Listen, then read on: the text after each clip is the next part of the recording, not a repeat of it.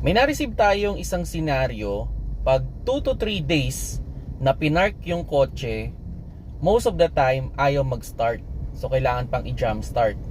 Pero kung isang araw lang na pinarking, posible namang siya mag-start. Yun nga, ano daw ba yung posibleng problema?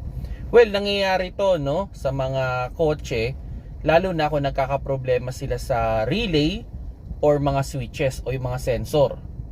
So, ang pinakamadaling pag-diagnose niyan is, halimbawa, scenario lang, pagka-park ninyo, and sabihin natin iiwanan mo siya ng mga 2 to 3 days. So, try mong tanggalin kahit yung negative terminal lang ng inyong battery.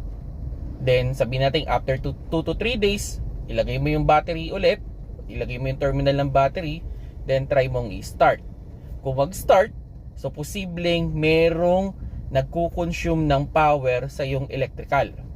Pero kung senaryo, sabihin natin after 2 to 3 days, nilagay mo yung battery, ayaw mag-start, pag hinalaan mo na kagad yung battery, baka defective talaga yung battery. Actually, on the idea, no, nagpalit na daw siya ng alternator, nagpalit na rin siya ng battery. Pero, check pa rin natin yung battery.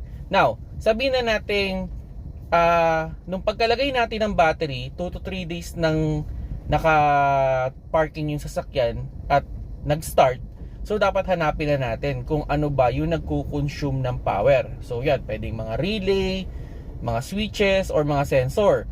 May isa akong senaryo dyan na nakita before. Ang senaryo kasi, yung sedan, nabangga yung likod. So ang nangyari, dahil nabangga yung likod, yung compartment niya o yung pansara niya ng compartment ay hindi na maganda yung pagkakalapat. So ang ending, dahil hindi maganda yung pagkakalapat, yung sensor na switch para mag-turn off yung ilaw dun sa loob ng compartment, hindi na siya nagto-turn off. So ang ending, pag iniwan ng mga ilang araw nga, nalulobat. Kasi kahit nakasarado na yung compartment, nakailaw pa rin yung bumbilya dun sa loob ng compartment. So yan yung isang pwedeng problema dyan. Okay, pwedeng sensor or pwedeng may nagko-consume nga ng power. Meron din akong isang instances din na personal experience naman, yung relay naman ng compressor sa aircon ang naging problema. Constant na siyang nakadikit. Kahit walang susi, patay ang makina, constant na nakadikit. So, eventually, kung hindi ko yun na-detect agad, sabihin natin after 2 days, lobat din yung battery ko kasi constant na nakadikit yung magnetic niya. So yun, kailangan talagang hanapin kung nasaan yung problema. I suggest hanap kayo ng magaling na electrician para ma-check kung nasaan yung problema. Kung nagustuhan niyo yung video, paki-like na lang mga paps.